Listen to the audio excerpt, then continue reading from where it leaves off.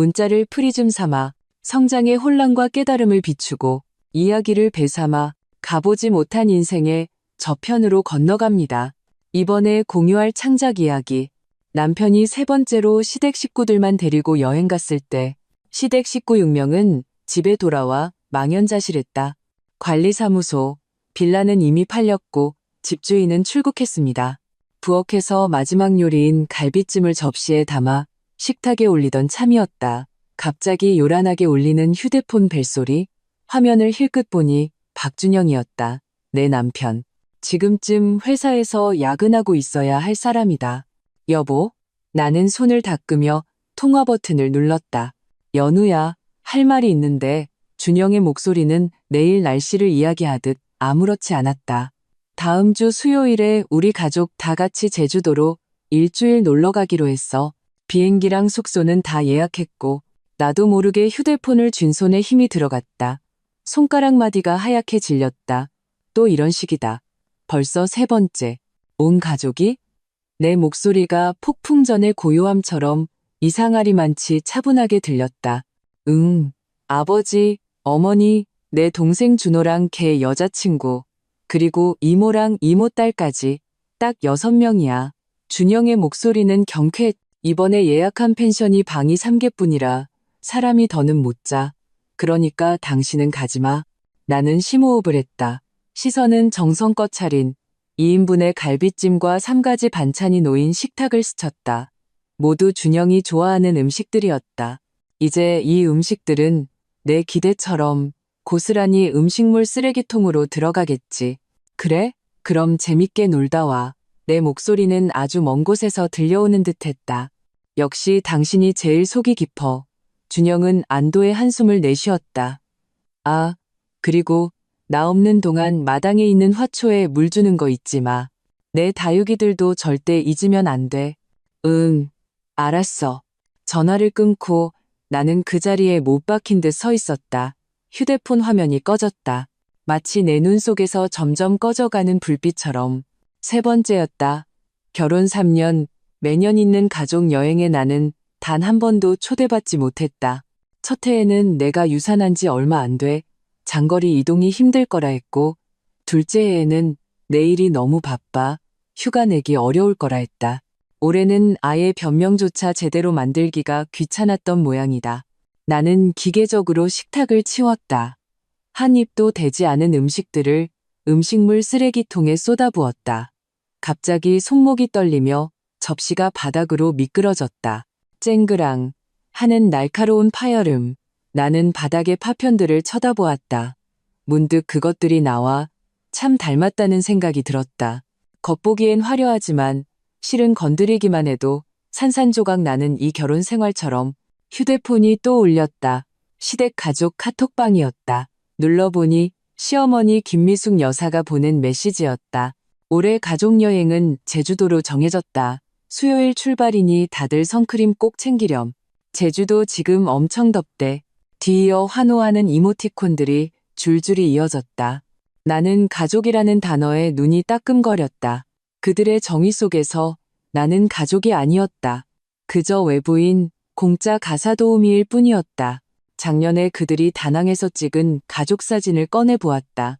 사진 속 준영은 동생 준호의 어깨에 팔을 두르고 있었고, 시어머니 김미숙 여사는 화려한 원피스를 입고 중앙에 앉아 있었다.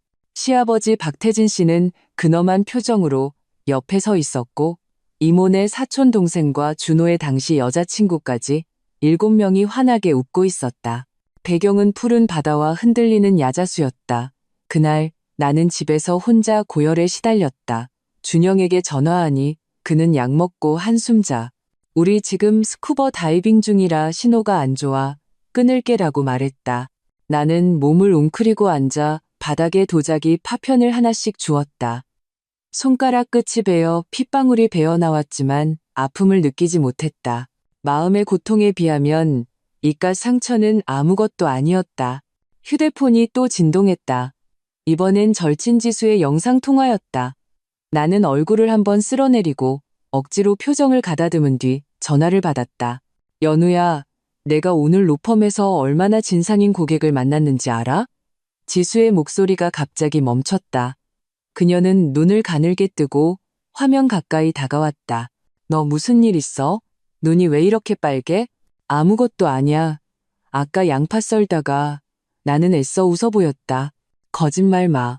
내가 너 10년 넘게 본 게 헛거인 줄 알아? 지수의 얼굴이 굳어졌다. 박준영이 또 무슨 짓 했지? 지수의 날카로운 시선 아래 내 위장은 산산조각 났다. 두서없이 자초지종을 설명했다. 내 목소리는 점점 작아져 거의 속삭임이 되었다. 그냥 내가 바보가 된 것 같아. 바보? 내가 보기엔 박준영네 식구들이야말로 웃기는 사람들이네. 지수가 냉소했다. 연우야, 정신 차려. 걔네는 애초에 널 가족으로 생각 안 했어. 나는 아무 말도 하지 않았다. 사실 마음속으로는 알고 있었다. 단지 인정하고 싶지 않았을 뿐. 3년 전 그 화려했던 결혼식에서 준영이 한쪽 무릎을 꿇고 행복하게 해주겠다고 맹세하던 모습이 아직도 눈에 선한데 어쩌다 이렇게 변해버렸을까? 연우야, 지수의 목소리가 갑자기 진지해졌다. 너 결혼 전에 재산 문제 어떻게 했는지 기억나? 나는 고개를 끄덕였다. 결혼 한 달 전 준영이 갑자기 혼전 재산에 대해 명확히 하자고 했다. 그들 집안의 전통이라면서. 당시 나는 마음이 불편했지만 그 집 돈을 보고 결혼하는 게 아니라는 걸 증명하기 위해 결국 서류에 서명했다. 당신 명의로 된 그 판교 빌라 소유권은 확실해. 응, 우리 아빠가 혼수로 해주신 거야. 결혼 전에 내 단독 명의로 등기했어. 나는 미간을 찌푸렸다. 갑자기 그건 왜 물어봐? 지수는 말을 머뭇거리다가 결국 아니야. 그냥 너 자신을 위해서 좀 더 생각해보라고 라고만 말했다. 아, 맞다. 다음 주에 걔네 가족 다 여행 간다며. 그럼 우리 집에 와서 며칠 지낼래? 혼자 있으면 쓸쓸하잖아. 나는 지수의 호의를 정중히 거절했다. 전화를 끊고 거실 창가에 서서 준영이 정성껏 가꾸던 마당의 잔디를 바라보았다. 이 빌라는 우리가 결혼할 때 산 것이었다. 계약금은 우리 부모님이 내주셨고 인테리어 비용은 내가 수년간 일해서 모은 돈이었다. 시댁은 아주 적은 돈만 보탰으면서 등기부등본에 준영의 이름을 꼭 올려야 한다고 고집했다. 남자의 체면 때문이라는 이유로 밤은 깊어졌다. 나는 기계적으로 씻고 침대에 누웠다. 준영은 오늘도 야근이라며 들어오지 않을 것이다. 최근 반년 동안 야근 횟수는 점점 더 잦아졌고 나는 더 이상 묻지 않게 되었다. 침대에 누워 천장을 응시했다. 문득 한 가지 생각이 뇌리를 스쳤다. 이런 결혼 생활을 내가 계속해야 할까? 3년 동안 나는 좋은 아내, 효도하는 며느리, 사려 깊은 남편의 아내가 되려 노력했다. 심지어 시동생의 무례함까지 참아냈다. 하지만 돌아온 것은 무엇인가? 가족 카톡방에서의 의도적인 무시, 남편의 잦아지는 외박, 그리고 매년 배제되는 가족여행. 휴대폰 화면이 밝아졌다. 준영이 보낸 카톡이었다. 여보, 자, 다음 주에 나 없어도 매일 문단속 잘하고. 아, 그리고 엄마가 제주도 특산품 사와서 선물하신대. 내일 포장 상자 좀 사서 준비해둬. 나는 이 메시지를 보며 문득 웃음이 터져나왔다. 웃다 보니 눈물이 흘러내렸다. 됐다. 정말로 됐. 서연우, 언제까지 자기 기만을 할 셈이야. 나는 눈물을 닦고 휴대폰을 들어 지수에게 메시지를 보냈다. 내일 시간 돼? 법률 상담 좀 받고 싶어. 창밖에는 차가운 달이 높이 떠 있었다. 나는 깨달았다. 어떤 것들은 다시는 예전으로 돌아갈 수 없다는 것을. 아침 햇살이 커튼을 뚫고 침실로 쏟아졌다. 눈을 뜨니 옆자리는 여전히 비어 있었다. 박준영은 어젯밤에도 역시 돌아오지 않았. 이달 들어 벌써 7번째 야근이었다. 몸을 일으켜 옷장을 열었다. 손가락이 옷들 사이를 헤매다 단정한 원피스에서 멈췄다. 준영이 가장 좋아하는 스타일이었다. 이런 치마를 입어야 현모양처 같다고 했다. 오늘은 보란듯이 깔끔한 슬랙스를 골랐다. 세수를 마치고 거울 앞에 서서 나를 들여다보았다. 29의 얼굴에는 이미 피로의 흔적이 역력했다. 눈가의 잔주름과 칙칙한 피부톤이 지난 3년간의 억압된 삶을 말해주고 있었다. 파운데이션을 들어 어젯밤 울었던 흔적을 조심스럽게 가렸다. 딩동 초인종이 울렸다. 현관문 렌즈를 통해 보니 지수의 상징적인 단발머리와 날카로운 눈빛이 보였다. 손에는 커피 2잔과 빵 봉투가 들려 있었다. 버터와 빵의 고소한 향기가 풍겼다. 네가 아침 안 먹었을 줄 알았지. 그녀는 문을 들어서자마자 음식을 내 손에 쥐어주었다. 아메리카노, 샷 추가, 시럽 빼고, 그리고 네가 제일 좋아하는 크루아상. 커피향에 코끝이 찡해졌다. 이 도시에서 내 취향을 기억해주는 사람은 카페 사장님 말고는 지수뿐이었다. 박준영은 내가 땅콩 알레르기가 있는 것조차 몰랐다. 작년 시댁 모임에서는 탕수육을 내 앞에 놓아주기까지 했으니. 말해봐, 무슨 법률 상담인데? 지수는 서류 가방에서 노트북을 꺼내며 단도직입적으로 물었다. 나는 커피를 저으며 신중하게 단어를 골랐다. 만약에, 어디까지나 만약인데 내가 이혼을 하고 싶다면 어떻게 내 권리를 지킬 수 있을까? 지수의 눈이 빛났다. 드디어 정신 차렸구나. 그녀는 재빨리 여러 문서를 열었다. 우선 너희 2사람 명의의 재산 상황을 명확히 해야 해. 아까 내 명의로 된 빌라가 있다고 했지? 응. 우리 아빠가 혼수로 해주신 건데 계약금도 다 내주셨어. 내 단독 명의로 등기했는데 결혼 후에 박준영이 체면이 안 선다고 자기 이름을 넣어달라고 계속 졸라서. 이름을 올렸다고? 지수가 미간을 찌푸렸다. 언제? 결혼하고 반년쯤 지났을 때. 그때 맨날 자기 회사 동료들 아내 명의 집에는 다 남편 이름이 올라가 있는데 자기만 없어서 회사에서 고개를 못 들고 다닌다고 하소연했어. 나는 씁쓸하게 웃었다. 마음이 약해져서 결국 허락했지. 지수의 손가락이 키보드 위를 빠르게 오갔다. 이건 좀 복잡하네. 하지만 혼전 재산이고 계약금과 가치 상승분은 여전히 내 몫이야. 인테리어 비용은 누가 냈어? 대부분 내가 일해서 모은 돈으로 했어. 한 8천만 원 정도? 시댁에서는 2천만 원쯤 보탰고 증거는? 나는 고개를 끄덕였다. 인테리어 계약서랑 대금 이체 기록 다 가지고 있어. 아주 좋아. 지수가 만족스러운 표정을 지었다. 그 다음엔 더 많은 증거를 수집해야 해. 박준영 수입은 정확히 알아? 그 질문에 나는 멈칫했다. 우리는 결혼 후 계속 각자 돈을 관리하는 더치페이 방식이었다. 그는 대략적인 액수만 알려줬고 구체적으로 얼마인지는 한 번도 물어본 적이 없었다. 연봉이 4천만 원 정도라고 했어. 매달 나한테 생활비로 150만 원을 보내주고 나머지 지출은 각자 해결했지. 지수의 눈썹이 하늘로 치솟을 뻔했다. 뭐, 너희 결혼 3년 동안 더치페이였다고? 그럼 그 빌라 대출금은? 내가 내고 있어. 내 목소리는 점점 작아졌다. 박준영은 자기 돈은 투자하려고 모아야 한다고 했고 부모님 연세도 많으셔서 병원비도 준비해야 한다고. 서연우, 지수가 손바닥으로 책상을 내리쳤다. 너 호구 잡힌 거야. 알아? 이건 정상적인 결혼 관계가 아니라고. 내 눈시울이 다시 뜨거워지기 시작했다. 이런 이야기들을 막상 꺼내놓고 보니 나 자신조차도 어이가 없었다. 남들 눈에는 나는 번듯한 박준영 사모님으로 좋은 동네 빌라에 살고 좋은 차를 모는 사람으로 보일 것이다. 누가 상상이나 했을까? 내가 내게 입힐 괜찮은 코트 한 벌 사는 것조차 망설이는 동안 박준영은 자기 엄마에게 수백만 원짜리 옥팔찌를 아무렇지 않게 사주었다는 것을, 그의 재정 상태를 확인해야 해. 지수가 심각하게 말했다. 그의 컴퓨터나 서류에 접근할 기회가 있어?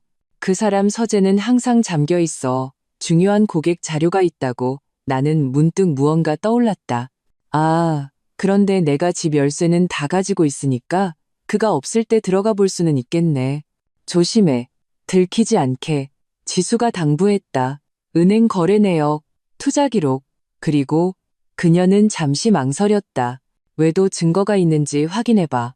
내 심장이 쿵 내려앉았다. 외도. 내가 그동안 애써 외면하며 자기기만 해왔던 가능성이 마침내 수면 위로 떠올랐다. 지수가 떠난 후 나는 박준영의 서재문 앞에 섰다. 손에는 열쇠를 쥐고 있었다. 결혼할 때 우리는 서로의 사생활을 존중하기로 약속했다. 그래서 나는 한 번도 그의 개인 공간에 함부로 들어간 적이 없었다. 오늘 나는 그 약속을 깨야 했다. 열쇠가 자물쇠에 들어가는 소리가 유난히 날카롭게 들렸다. 문을 열자 희미한 남성 향수 냄새가 코를 찔렀다. 서재는 아주 깔끔하게 정돈되어 있었다. 책장에는 법률 서적들이 높이 순으로 정리되어 있었고 책상 위에는 먼지 하나 없었다. 나는 먼저 서랍을 확인했다. 윗칸에는 평범한 업무 서류들이 있었고 가운데 칸에는 앨범 몇 권이 놓여 있었다. 무심코 펼쳐보니 전부 박준영과 그의 가족 사진뿐이었다. 우리 둘의 사진은 거의 없었다. 가장 아래 칸 서랍은 잠겨 있었다. 이 비정상적인 상황이 내 의심을 더욱 키웠다. 주위를 둘러보다가 책장 뒤 작은 금고에 시선이 닿았다. 작년에 준영이 중요한 서류를 보관해야 한다며 산 것이었다. 나는 우리의 결혼기념일을 입력해 보았다. 오류, 그의 생일, 역시 오류. 마지막으로 나는 그의 어머니 생일을 입력했다. 딸깍 소리와 함께 금고가 열렸다. 안에는 서류 뭉치들이 가지런히 쌓여 있었다. 가장 위에는 등기권리증이 있었다. 펼쳐보니 놀랍게도 내 빌라의 것이었다. 하지만 소유자란에는 박준영, 서연우 공동명이라고 버젓이 적혀 있었다. 나는 분명히 기억했다. 당시에 그냥 이름을 추가하는 것이었고 지분 공유 방식이었어야 했다. 계속해서 뒤져보니 은행거래 내역서 몇 장이 나왔다. 박준영의 예금 잔액을 보고 나는 눈을 의심했다. 그가 내게 말했던 2천만 원이 아니라 거의 2억 원에 가까운 돈이었다.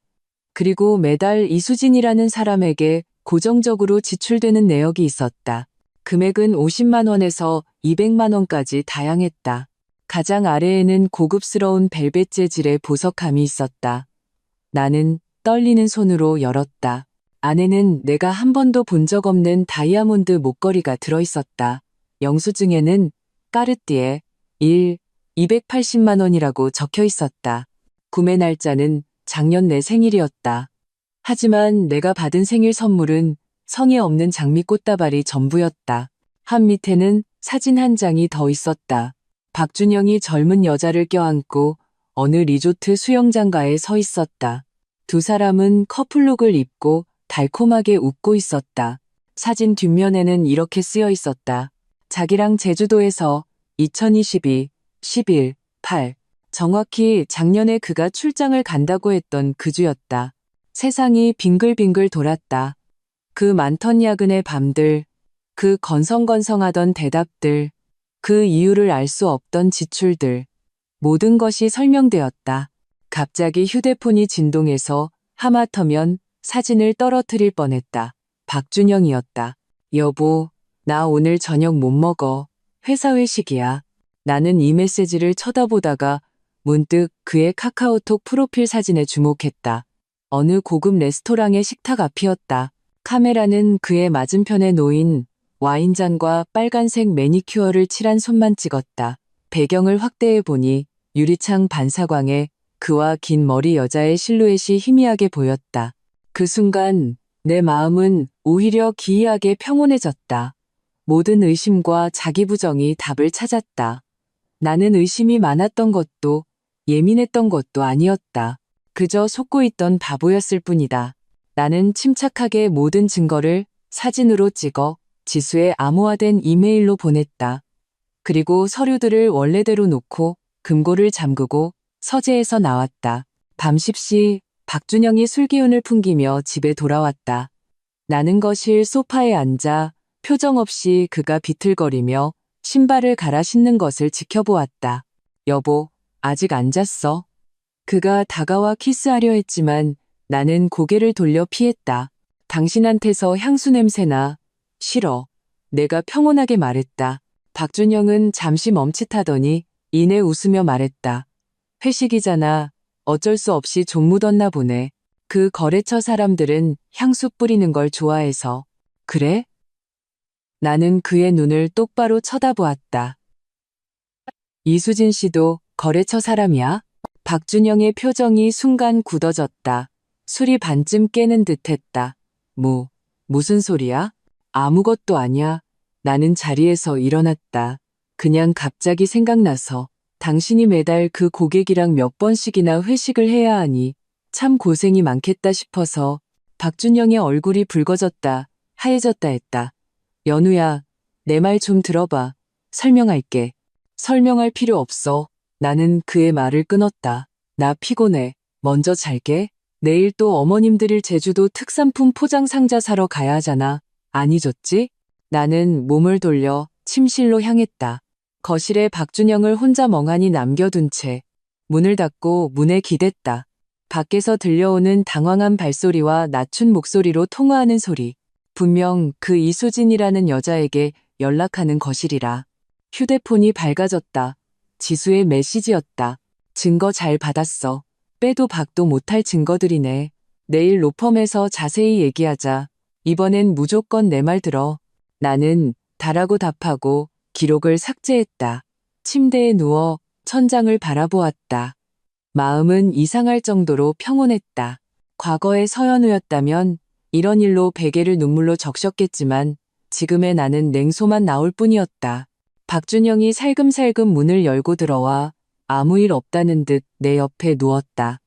어둠 속에서 나는 그가 일부러 숨소리를 죽이며 자는 척하고 있다는 것을 알 수 있었다. 박준영, 내가 갑자기 입을 열었다. 당신들 이번에 제주도 가서 어느 호텔에 묵어? 그의 몸이 확 굳어지는 게 느껴졌다.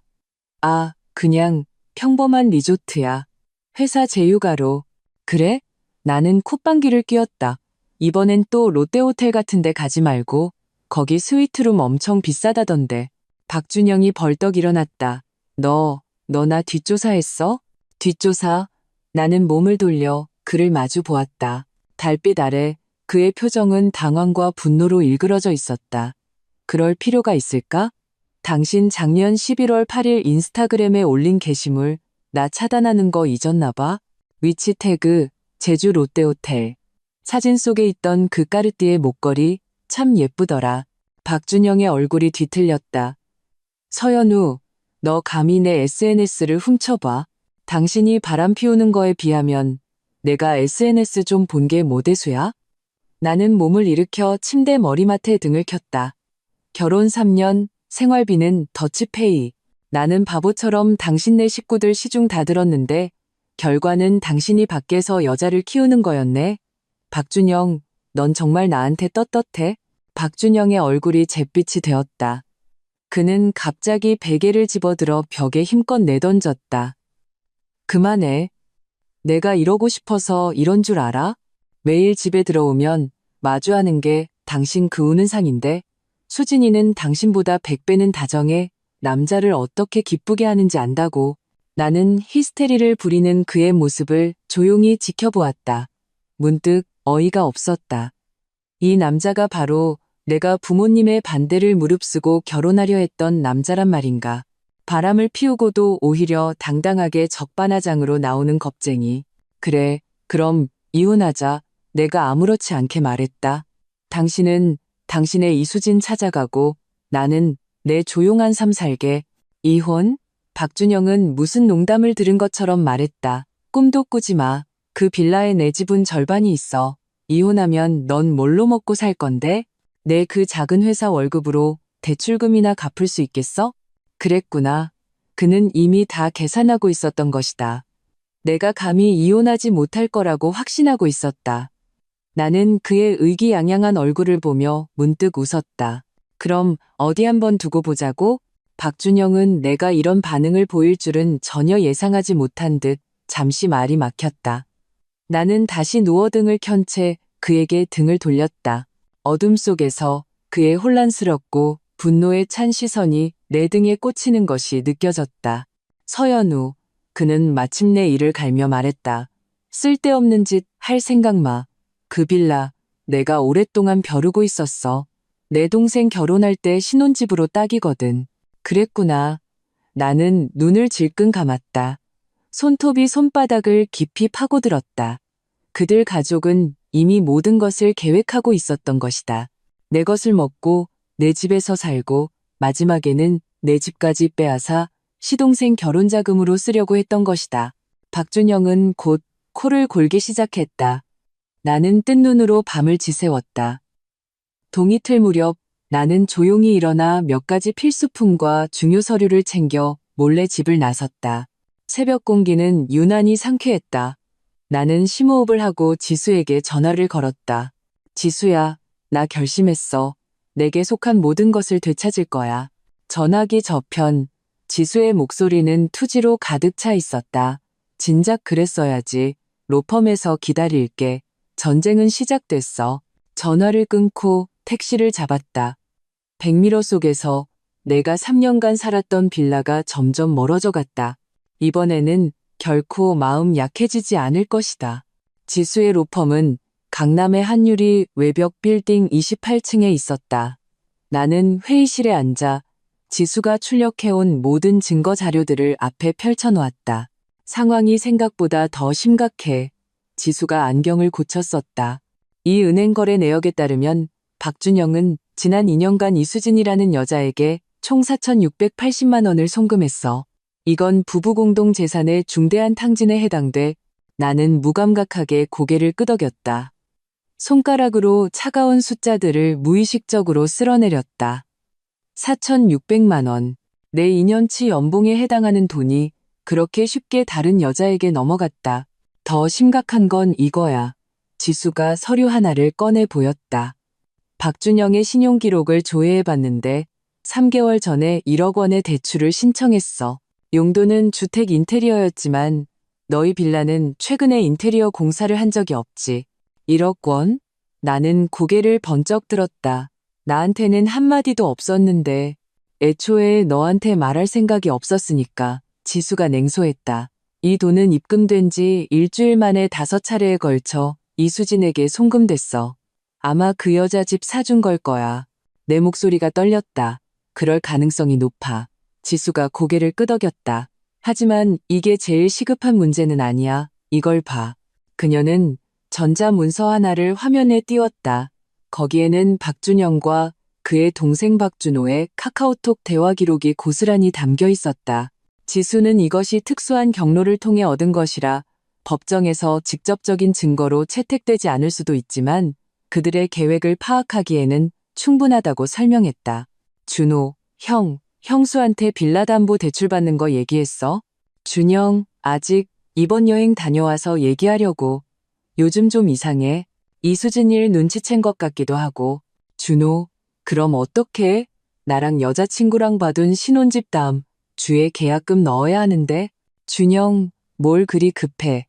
그 빌라에 내 이름도 올라가 있는데 걔가 반대해도 어쩔 수 없어. 정 안 되면 엄마더러 나서라고 하면 돼. 걔 엄마 말은 제일 잘 듣잖아.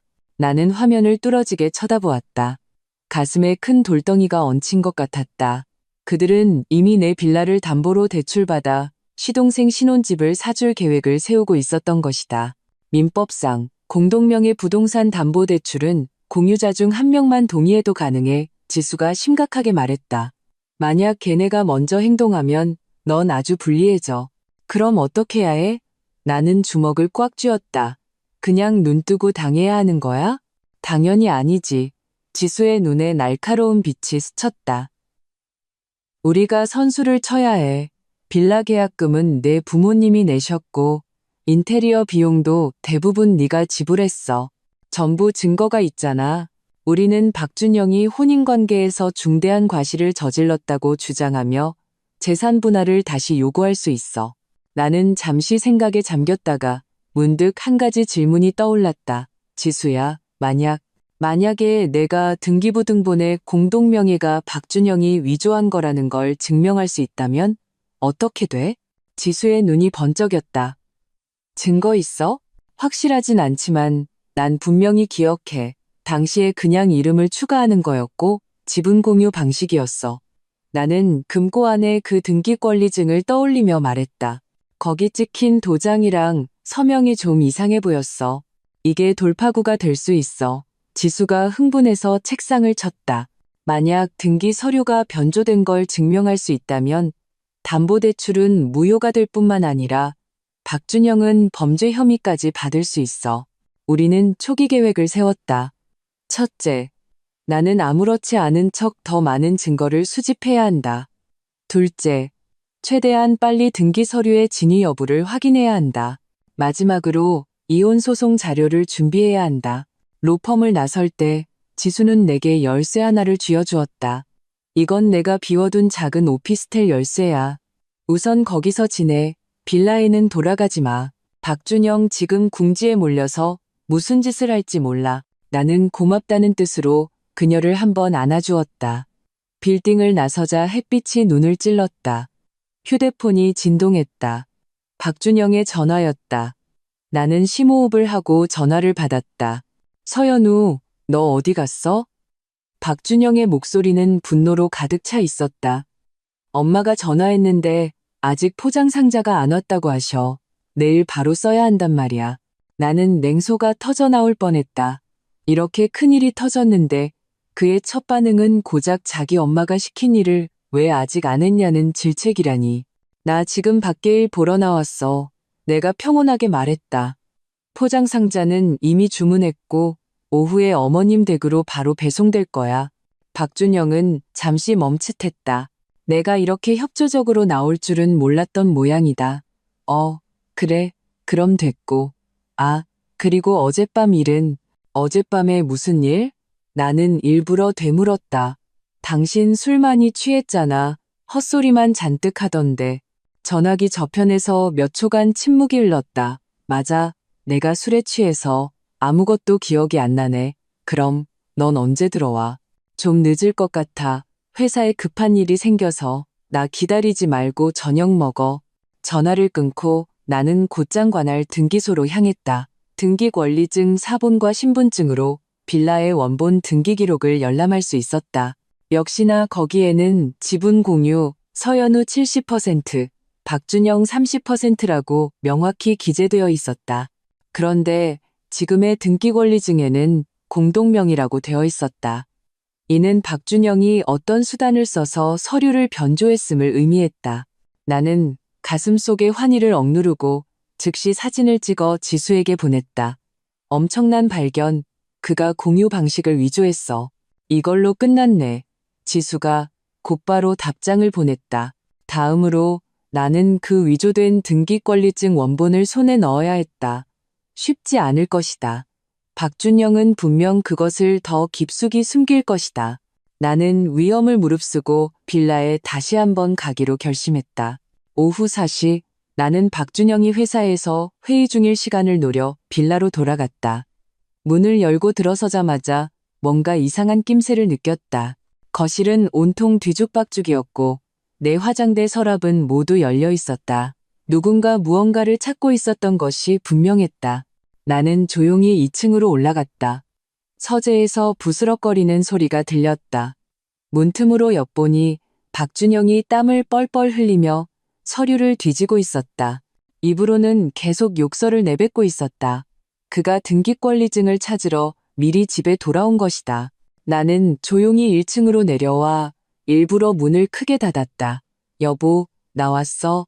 2층에서 허둥대는 소리가 들리더니 이내 박준영의 태연한 척하는 목소리가 들렸다. 여보 왔어? 나 서재에서 자료 좀 찾고 있었어. 나는 2층으로 올라가 서재 문을 열었다. 박준영은 책상 앞에 서서 억지로 웃고 있었지만 이마에 땀방울과 헝클어진 머리가 그의 당황함을 드러내고 있었다. 오늘 왜 이렇게 일찍 왔어? 내가 걱정하는 척 물었다. 회사에 별일 없어서 일찍 왔지. 그의 눈빛이 흔들렸다. 혹시 우리 집 등기권리증 못 봤어? 회사에서 대출받을 일이 있는데 담보증명이 필요해서. 역시 그랬군. 나는 속으로 냉소하며 겉으로는 어리둥절한 표정을 지었다. 그거 금고에 계속 있었잖아? 내가 찾아봤는데 없어. 박준영이 초조하게 말했다. 다시 한번 생각해봐. 다른 데 뒀을 수도 있잖아. 나는 생각하는 척하다가 말했다. 지난달에 관리사무소에서 집주인 정보 갱신해야 한다고 해서 내가 복사하러 가져갔었잖아. 아마. 나는 잠시 말을 멈췄다. 맞다. 우리 엄마 집에 있어. 엄마가 등기권리증 좀 보자고 하셔서 그냥 거기 두고 왔어. 박준영의 얼굴이 순간 새하얗게 질렸다. 뭐? 그런 중요한 걸 어떻게 다른 사람한테 줘? 우리 엄마가 다른 사람이야? 내가 되물었다. 그리고 등기부등본에 내 이름이 있는데 내가 우리 엄마 집에 두는 게 무슨 문제야? 박준영은 잠시 말이 막혔다. 이마에 핏대가 섰다. 당장 가져와. 회사 대출 급하다고. 우리 엄마 제주도 여행 가셨잖아. 다음 달에 나 오시는데. 나는 순진하게 눈을 깜빡였다. 많이 급해? 아니면 당신 명의로 된 그 작은 오피스텔로 먼저 담보 대출 받지 그래? 박준영 명의로 된 작은 오피스텔이 실제로 있었다. 혼전 재산으로 계속 월세를 놓고 있었다. 그는 당연히 자기 재산을 건드리고 싶지 않았을 것이다. 됐어. 내가 다른 방법 알아볼게. 그는 짜증스럽게 손을 내저었다. 그러다 문득 뭔가 생각난 듯 물었다. 아, 그리고 어젯밤에 내가 한 말 정말 기억 안 나? 당신 말 많았잖아. 뭐 이수진이 어쩌고, 제주도가 어쩌고, 목걸이가 어쩌고. 나는 그의 얼굴이 점점 굳어지는 것을 보며 갑자기 웃었다. 농담이야. 당신 아무 말도 안 하고 골아떨어졌어. 박준영이 안도하는 표정은 정말 가관이었다. 그가 다가와 나를 안으려 했다.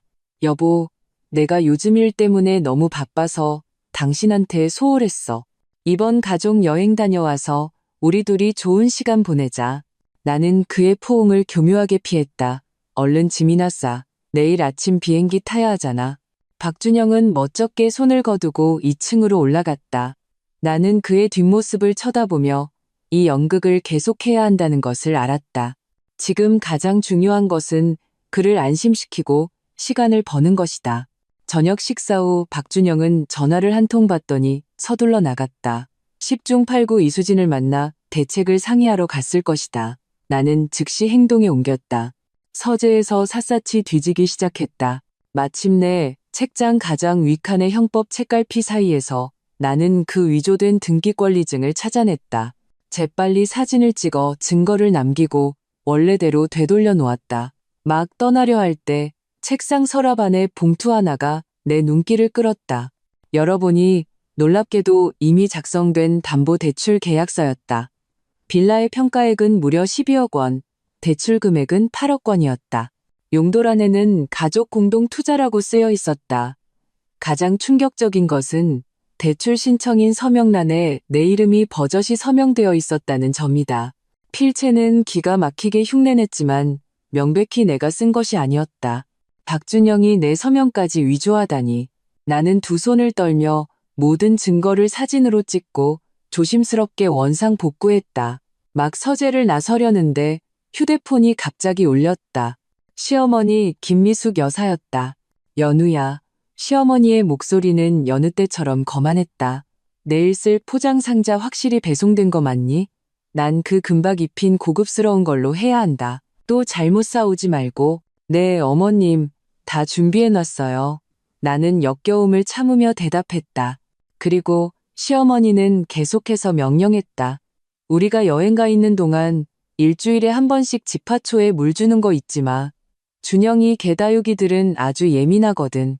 아, 그리고 냉장고에 내가 담가놓은 장아찌 다음 주면 먹을 수 있을 거야.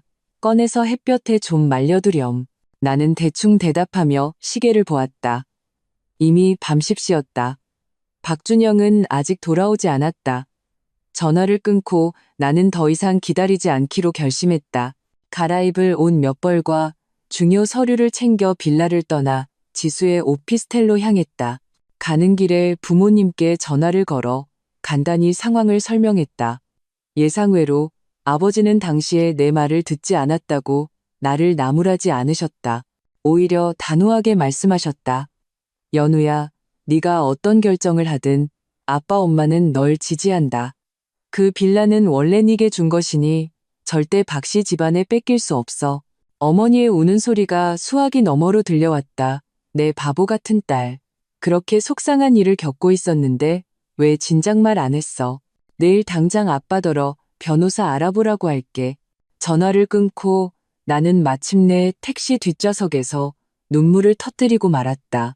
나는 결코 혼자 싸우고 있었던 게 아니었다. 단지 너무 강한 척하며 가족에게 약한 모습을 보이기 싫었을 뿐이다. 지수의 오피스텔은 작지만 아늑했다. 따뜻한 물로 샤워를 하고 침대에 누워 오늘의 발견을 되짚어 보았다. 박준영의 죄는 점점 더 명확해졌다. 외도, 재산은닉, 문서 위조, 서명 위조, 어느 것 하나만으로도 그를 법정에서 곤경에 처하게 하기에 충분했다. 휴대폰이 밝아졌다. 박준영이 보낸 카톡이었다. 여보, 나 급한 일로 며칠 출장 가게 됐어. 바로 제주도로 가서 식구들이랑 합류할게. 빌라 일은 돌아와서 얘기하자. 나는 냉소하며 답장하지 않았다. 인스타그램을 열어보니 이수진이 막 게시물을 올렸다. 만나게 해주셔서 감사합니다. 최고의 선물용. 사진은 까르띠에 팔찌와 한 남자의 손이었다. 그 손목에 찬 시계는 내가 작년에 박준영에게 생일 선물로 사준 것이었다. 나는 평온하게 화면을 캡처하여 저장하고 휴대폰을 껐다. 내일 전쟁은 새로운 국면에 접어들 것이다. 이번에는 결코 자비란 없을 것이다. 창문 너머로 여명이 밝아왔다. 눈을 떴지만 내가 어디에 있는지 깨닫는데 몇 초가 걸렸다. 지수의 오피스텔은 작았지만 지난 3년간 가장 편안한 잠을 잤다. 휴대폰에는 박준영의 부재중 전화 3통과 카톡 메시지 1통이 와 있었다. 왜 전화 안 받아? 나 비행기 탔어. 집 문단속 잘해. 나는 비웃으며 그와 시댁 식구들의 연락처를 모두 알림 끄기로 설정했다. 침대에서 일어나 냉장고 문을 열었다. 일벌레인 지수의 냉장고에는 생수 몇 병과 유통기한이 지난 요구르트 외에는 텅 비어 있었다. 세수를 마치고 커피 한 잔을 타서 노트북을 열고 계획을 세우기 시작했다. 지수가 어젯밤 보내온 상세한 행동 목록의 첫 번째는 모든 개인 자산 안전 확인이었다. 인터넷 뱅킹에 접속해 내 명의의 모든 계좌를 확인했다. 다행히 내 월급은 박준영이 모르는 은행 계좌에 계속 모아두고 있었다. 3년간 모은 돈이 거의 4천만 원에 달했다. 우리의 공동 계좌에는 2,500만 원이 있었는데 이론상으로는 각자 절반씩이었다. 절반씩이라. 나는 냉소했다. 박준영이 그 여자에게 보낸 돈만 해도 4,600만 원이 넘는데 나는 은행에 전화해 계좌 이상을 이유로 공동 계좌를 임시 동결시켰다. 이렇게 하면 박준영은 여행 중에 돈을 빼낼 수 없을 것이다. 다음은 가장 중요한 빌라 문제였다. 지수의 조언에 따라 나는 최대한 빨리 등기권리증 분실 신고를 하고 재발급을 받아야 했다. 하지만 그 전에 박준영이 방해할 수 없도록 확실히 해둬야 했다. 전화가 울렸다. 아버지였다. 연우야, 동창인 장 변호사한테 연락했다. 부동산 분쟁 쪽에서는 아주 유능한 친구야. 그 친구 말이 우리가 최대한 빨리 박준영을 문서 위조로 고소하고 동시에 재산 가압류 신청을 해야 한단다. 아빠, 목이 메었다. 죄송해요. 그때 두 분 말씀 안 들어서. 바보 같은 소리 마라. 아버지의 목소리는 단호했다. 지금 중요한 건 내 것을 되찾는 거야. 엄마랑 나 오후에 서울 올라가서 호텔에 있을 테니 무슨 일이든 같이 해결하자. 전화를 끊자 눈시울이 뜨거워졌다. 부모님은 언제나 나의 가장 든든한 버팀목이었다. 그런데 나는 그 가치 없는 남자 하나 때문에 3년간 그들을 멀리했다. 준비를 마치고 곧장 등기소로 향했다. 진짜 등기권리증 사본과 신분증으로 분실 신고를 성공적으로 마쳤다. 직원은 새로운 등기권리증은 7영업일 후에 받을 수 있다고 알려주었다. 만약 분실 신고된 등기권리증으로 담보대출을 받으려고 하면 유효한가요? 내가 조심스럽게 물었다. 직원은 고개를 저었다. 분실 공고가 이미 게시되었으므로 기존 서류는 즉시 효력을 상실합니다. 하지만 그는 목소리를 낮췄다. 부동산 안전이 걱정되신다면 이에 등기를 신청할 수 있습니다. 그러면 단기간 내에 누구도 해당 부동산을 처분할 수 없게 됩니다. 이것이야말로 내가 필요했던 것이다. 나는 즉시 이에 등기 신청서를 작성했다. 사유란에는 공유자의 문서 위조 혐의라고 적었다. 등기소를 나오며 긴 한숨을 내쉬었다. 이제 빌라는 당분간 안전하다. 박준영이 그 가짜 서류를 들고 전국의 은행을 돌아다녀도 단 한 푼도 대출받지 못할 것이다. 휴대폰이 진동했다. 모르는 번호였다. 전화를 받자 상대방은 자신을 안심부동산의 이대리라고 소개했다.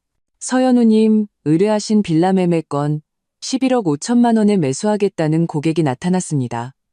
언제쯤 만나서 이야기 나누실 수 있을까요? 나는 멍해졌다. 네, 전 집을 내놓은 적이 없는데요. 전화기 저편도 당황했다. 네? 하지만 어제 박준영 씨라는 분이 등기권리증과 사모님 신분증 사본을 가지고 와서 부부가 공동으로 빌라 매도를 의뢰했다고. 혈액이 순간 얼어붙는 것 같았다. 박준영, 그가 내가 분실 신고를 하기 전에 이미 움직이기 시작했던 것이다. 이 대리님, 잘 들으세요. 나는 분노를 억누르며 말했다. 그 위임장은 위조된 것이고 등기권리증은 이미 분실 신고되었습니다. 새 서류가 발급 중이니 만약 불법적으로 거래를 진행하시면 변호사 서한을 받게 될 겁니다. 전화를 끊고 즉시 지수에게 연락했다. 그녀는 듣고 나서 불같이 화를 냈다. 박준영, 아주 궁지에 몰렸구나. 연우야, 우리 더 서둘러야 해. 이제 어떡해? 내가 물었다. 아마 한 군데만 연락한 게 아닐 거야. 우선 주요 중개업소와 은행의 빌라가 현재 소유권 분쟁 중임을 알려야 해. 둘째, 즉시 박준영을 문서 위조와 서명 위조로 고소해야지. 마지막으로 지수는 잠시 말을 멈췄다. 빌라를 그냥 팔아버리는 건 어때? 빌라를 판다고? 그 생각에 가슴이 철렁했다. 그 집에는 내 너무 많은 노력이 담겨 있었다. 설계 도면부터 자재 선택, 인테리어까지 구석구석 내 손길이 닿지 않은 곳이 없었다. 하지만 다시 생각해보니 그곳에 계속 살면서 매일 그 끔찍한 기억들을 마주하는 것이 무슨 의미가 있을까? 팔래, 내가 단호하게 말했다. 하지만 완전한 소유권을 되찾은 후에 현명한 선택이야. 지수가 동의했다. 아, 부모님은 도착하셨어? 장 변호사님이 오후에 우리 만나고 싶어 하셔. 오후 3시 호텔 회의실에서 부모님과 장 변호사님을 만났다. 어머니는 나를 보자마자 눈시울을 붉히며 나를 꼭 안아주셨다. 이렇게 말라서 어떡해. 장 변호사님은 다부진 체격의 중년 남성이었다. 그는 내가 모은 모든 증거를 꼼꼼히 살피며 연신 고개를 끄덕였다. 자료가 아주 충분합니다. 박준영 씨의 행위는 이미 공문서 위조죄 및 사기죄에 해당할 수 있습니다. 형사 책임을 묻는다면 3년 이하의 징역에 처해질 수도 있습니다. 아니요, 나는 고개를 저었다. 전 그냥 빨리 이혼하고 제 재산을 되찾고 싶을 뿐이에요. 이를 형사 문제까지 키우고 싶진 않아요. 3년간의 정이 있기에 아직 한 가닥의 연민이 남아 있었다. 장 변호사님은 알겠다는 듯 고개를 끄덕였다. 그럼 민사소송 위주로 진행하죠. 혼인법에 따라 박준영 씨는 혼인관계 존속기간 중 타인과 동거하며 거액의 재물을 증여했으므로 중대한 유책 배우자에 해당합니다. 재산 분할 시 적게 받거나 받지 못할 수도 있습니다. 우리는 소송 전략을 정했다. 우선 소송 전 재산 보전 신청을 하여 박준영 명의의 자산을 동결시킨다. 그런 다음 이혼 소송을 제기하여 빌라 소유권 재분할을 요구하고 동시에 박준영의 부부 공동 재산은닉 책임을 묻기로 했다. 한 가지 문제가 더 있습니다. 장 변호사님이 안경을 고쳤었다. 박준영 씨가 지금 어디에 있는지 아십니까? 법원에서 소송 서류를 송달해야 합니다. 나는 카카오톡을 열어 시댁가족 단톡방을 보여주었다. 알림을 꺼두었지만 그들이 올린 사진은 볼 수 있었다. 가장 최근 사진은 제주도 용두암에서의 가족 사진이었다. 박준영은 이수진의 허리를 감싸 안고 환하게 웃고 있었다. 사진 밑에는 가족 사진. 며느리 한 명만 빠졌네. AT 이수진이라고 쓰여 있었다. 내 손이 떨려 휴대폰을 거의 잡을 수 없었다. 그랬구나. 박준영의 소위 가족 여행은 처음부터 이수진을 데려갈 계획이었던 것이다. 그리고 정식 아내인 나는 배제되었다. 제주도 서귀포시의 A 리조트에 있어요. 나는 평온하게 휴대폰을 장 변호사님께 건넸다. 사진의 시간과 장소가 나와 있었다. 장 변호사님은 증거 사진을 찍고 나서 내게 물었다. 서현우 씨, 빌라에서는 언제쯤 이사하실 계획이십니까? 오늘 바로 가서 짐 정리할 거예요. 나는 결심을 굳혔다. 박준영이 감히 내연녀를 가족 행세시키며 여행을 갔으니 나도 더 이상 그의 체면을 봐줄 필요가 없었다. 빌라로 돌아와 나는 체계적으로 개인 물품을 정리하기 시작했다. 서재에 내 전문 서적들, 옷방의 옷과 신발들, 부엌에 내가 정성껏 고른 식기들, 3년의 결혼 생활 동안 쌓인 물건들이 이렇게나 많았다. 짐을 싸고 있을 때 초인종이 울렸다. 현관렌즈를 통해 보니 낯선 여자가 서류 봉투를 들고 서 있었다. 박준영 씨 댁 맞나요? 그녀가 정중하게 물었다. 저는 K은행 고객 담당자입니다. 박준영 씨께서 자료를 좀 받아오라고 하셔서요. 은행 사람? 박준영의 움직임이 내 생각보다 더 빨랐다. 나는 문을 열었지만 상대방을 안으로 들이지는 않았다. 무슨 자료요? 박준영 씨께서 아실 거라고 하셨는데요. 빌라에 그녀의 시선이 내 어깨 너머로 집안을 훑었다. 등기권리증과 사모님 신분증 원본입니다. 기가 막혀 웃음이 나올 뻔했다. 박준영이 원격으로 은행 직원을 직접 집으로 보내 자료를 빼돌리려 한 것이다. 죄송하지만 전 모르는 일입니다. 내가 차갑게 말했다. 그리고 등기권리증은 제게 없어요. 여자 담당자의 얼굴에 난처한 기색이 스쳤다. 하지만 박준영 씨께서는 그분이 뭐라고 하셨든 중요하지 않습니다. 나는 그녀의 말을 끊었다. 돌아가셔서 등기소 최신 공고를 확인해 보시길 권합니다. 이 빌라는 현재 소유권 분쟁 중이며 어떤 은행이든 담보대출을 승인할 경우 법적 책임을 져야 할 겁니다. 그녀의 얼굴색이 변하더니 서둘러 자리를 떴다. 나는 문을 닫고 즉시 주요 은행들의 신용대출 부서에 이메일을 보내 빌라 소유권의 분쟁이 있음을 공식적으로 알리고 해당 부동산을 담보로 한 모든 대출 신청은 무효임을 밝혔다. 저녁 무렵 나는 마침내 모든 개인 물품 정리를 마쳤다. 이삿짐 센터 트럭이 문 앞에 섰고 직원들이 상자들을 차에 싣고 있었다. 마지막으로 한때 집이라 불렀던 이 공간을 둘러보았다. 마음속에는 한 점의 미련도 없었다. 잠깐 문득 뭔가 떠올랐다. 침실로 돌아가 침대 머리맡 서랍에서 작은 상자를 꺼냈다. 안에는 진주 귀걸이 한 쌍이 들어있었다. 할머니께서 내게 남겨주신 유일한 유품이었다. 3년간 아까워서 한 번도 착용하지 못했다. 이제야 제자리로 돌아갈 수 있게 되었다.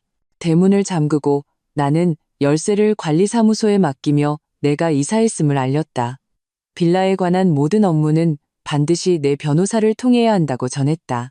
관리소장님은 내가 이사 오는 것을 지켜본 분이었다. 그는 말을 머뭇거렸다. 사모님, 무슨 일 있으신가요? 곧 그냥 서현우 씨가 될 거예요. 내가 미소 지으며 정정했다.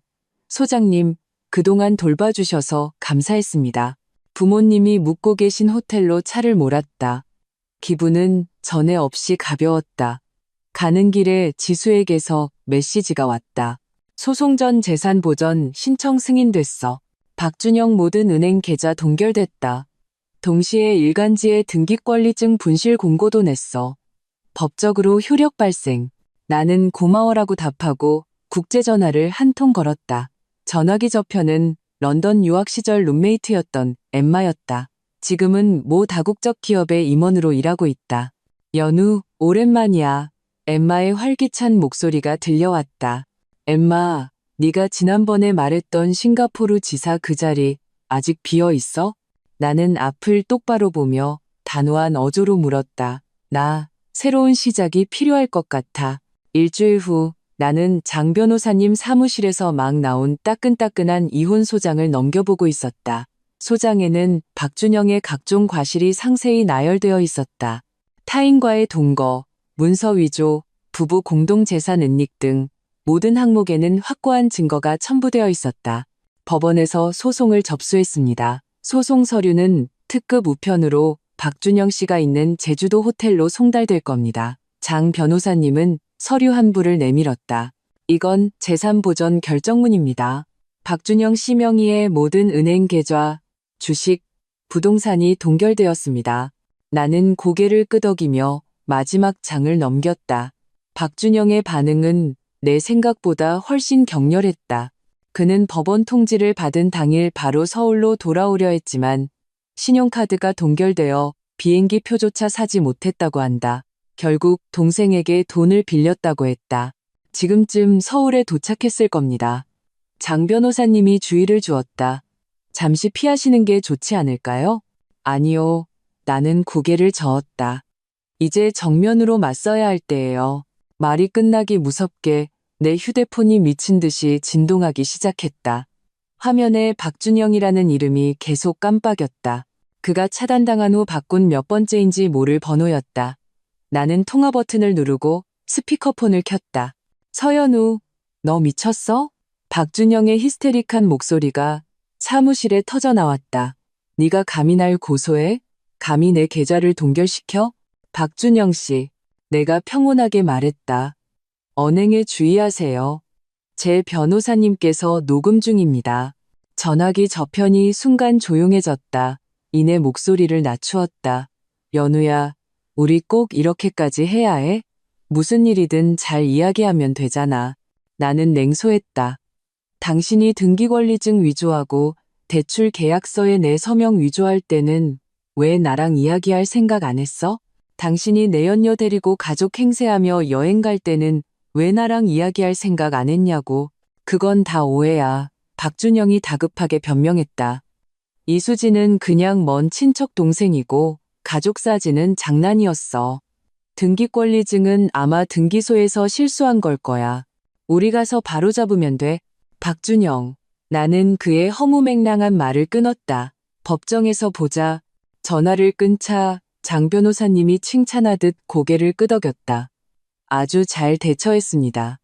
이제 그는 궁지에 몰려 무슨 짓이든 할 겁니다. 준비해야 합니다. 과연 30분도 채 안 되어 지수에게서 긴급 메시지가 왔다.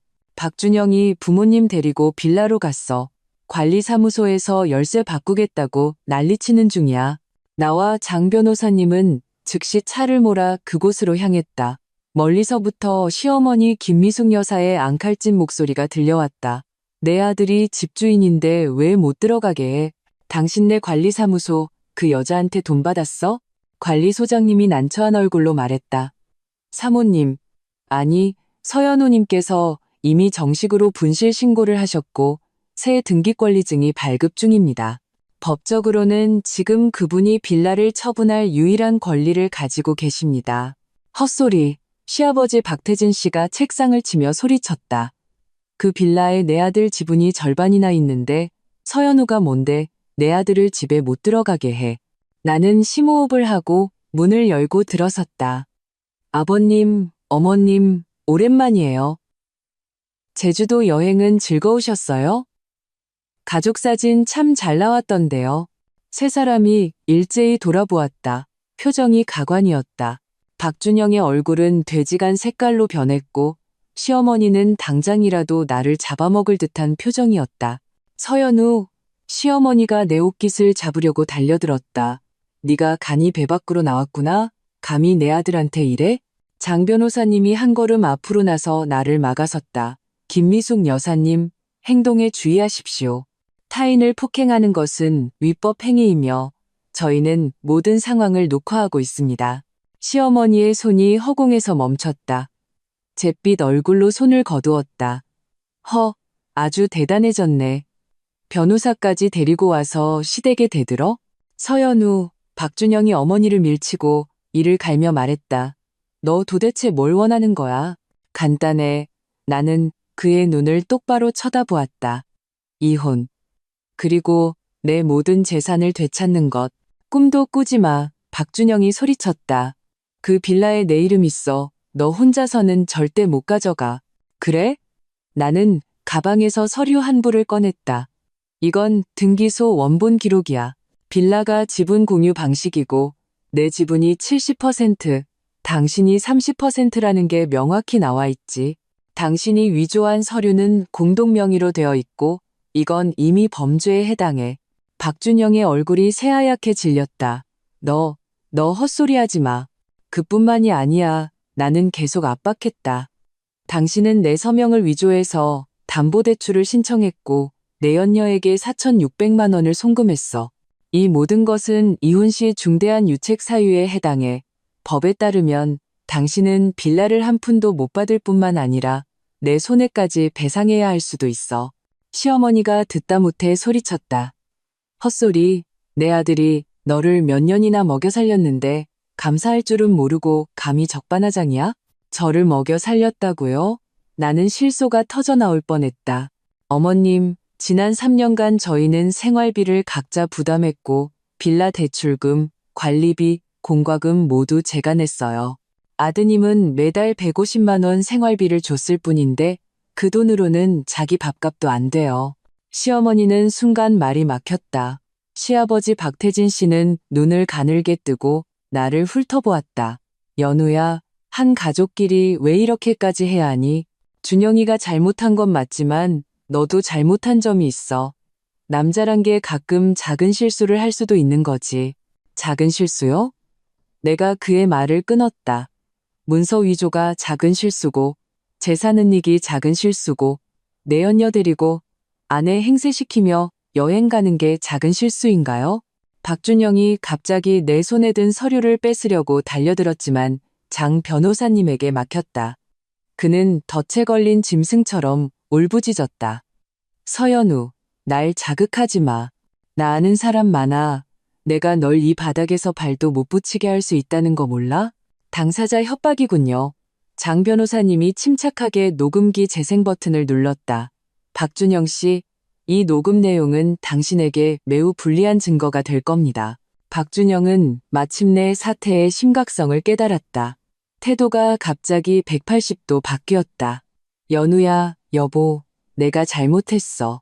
정말로 잘못했어. 한 번만 기회를 줘. 이수진이랑 확실히 정리할게. 앞으로 뭐든지 내 말만 들을게.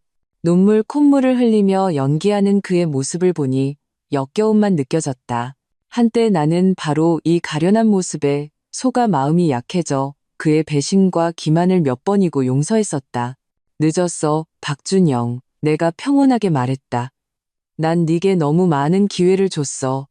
이제 난 이 결혼을 최대한 빨리 끝내고 싶을 뿐이야. 꿈도 꾸지 마. 박준영이 갑자기 악을 썼다. 너랑 같이 죽을 거야. 이혼 소송 3년, 5년 끌어서 누가 이기나 보자고. 그건 당신 마음대로 안 될걸요. 장 변호사님이 서류 한 부를 내밀었다. 이것은 서연우 씨가 수집한 당신과 이수진 씨의 동거 증거입니다. 송금 기록, 친밀한 사진, 대화 기록 등이 포함되어 있습니다. 만약 이것들을 법원에 제출하면 이혼 절차가 빨라질 뿐만 아니라 당신은 손해배상 책임까지 져야 할 수도 있습니다.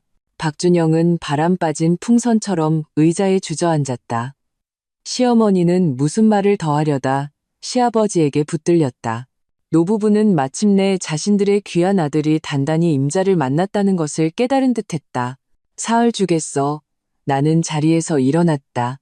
협의 이혼에 동의하면 빌라는 내가 갖고 나머지 재산은 법에 따라 분할한다. 만약 소송을 고집한다면 법정에서 보지.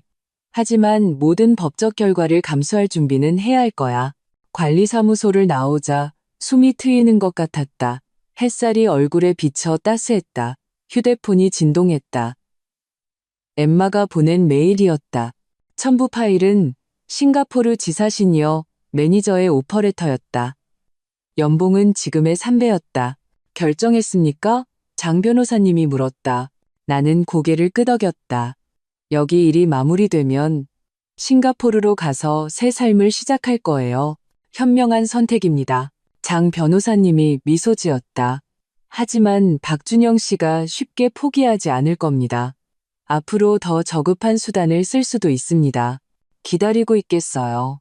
나는 멀리 보이는 빌라를 바라보았다. 그곳은 한때 나의 집이었지만 지금은 그저 차가운 건물일 뿐이다.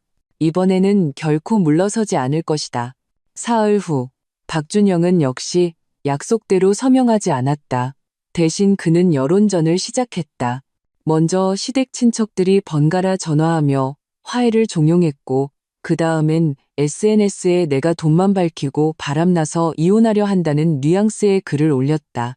마지막에는 심지어 내 회사까지 찾아와 인사팀에 내 사생활이 문란하다고 고발했다. 다행히 나는 미리 준비하고 있었다. 인사팀장이 나를 불렀을 때 나는 바로 사직서와 싱가포르 회사에 오퍼 레터를 제출했다. 동시에 지수는 몇몇 지역 유명 인플루언서 계정을 통해 진실을 담은 장문의 글을 게시하도록 도왔다. 박준영의 외도와 문서 위조 증거 일부도 첨부했다. 여론은 순식간에 뒤집혔다. 박준영의 SNS 계정은 분노한 네티즌들의 공격으로 마비되었고 이수진의 직장까지 신상이 털렸다. 두 사람은 순식간에 사회적으로 매장당했다. 더 대박인 건 어떤 열정적인 네티즌이 이수진이 동시에 남자 3명을 만나고 있었다는 사실까지 파헤쳤어. 박준영은 전국적인 웃음거리가 됐지. 지수가 통쾌하다는 듯 말했다. 하지만 우리 모두 박준영의 파렴치함을 과소평가하고 있었다. 어느 비 오는 밤 그는 동생 박준호를 데리고 내가 짐을 정리하던 빌라에 강제로 침입했다. 같이 죽겠다며 위협했다. 서연우, 박준영은 술에 취해 눈이 충혈되어 있었다. 네가 내 인생을 망쳤으니 나도 널 망가뜨릴 거야. 박준호는 휴대폰으로 동영상을 찍고 있었다. 형수님, 순순히 소송 취하하는 게 좋을 거예요. 안 그러면 내일 형이랑 형수가 화해하는 이 영상이 인터넷에 쫙 퍼질 테니까. 나는 즉시 그들의 의도를 파악했다. 화해하는 척하는 가짜 영상을 만들어 심지어 강간까지 저지를 속셈이었다. 심장이 미친 듯이 뛰었지만 겉으로는 평정을 유지했다. 박준영, 이게 범죄라는 거 알아? 범죄? 박준영이 비웃었다. 부부 사이에 무슨 범죄가 있어. 똑똑히 들어. 오늘 밤이 지나면 넌 소송을 취하하든 안 하든 무조건 취하하게 될 거야. 그가 덮치려는 순간 나는 주머니 속에 비상벨을 눌렀다. 귀를 찢는 경보음이 울렸고 동시에 옆집에 미리 대기하고 있던 남자 동료 2명이 문을 부수고 들어와 박준영 형제를 제압했다. 경찰이 곧 올 거야. 나는 바닥에 쓰러진 박준영을 차갑게 내려다보았다. 이번엔 불법 침입에 강간 미수까지. 한동안 감방에서 지내기에 충분할걸. 박준영의 얼굴이 잿빛이 되었다. 박준호는 울며 애원했다. 형수님, 다 형이 시켜서 한 거예요. 제발 저 좀 용서해 주세요.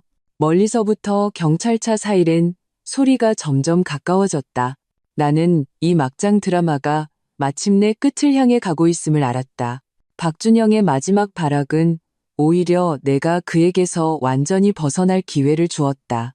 경찰이 박준영에게 수갑을 채울 때 그가 갑자기 고개를 들어 내게 물었다. 서연우, 넌 날 사랑한 적 있긴 해? 나는 잠시 침묵하다가 솔직하게 대답했다. 사랑했었지.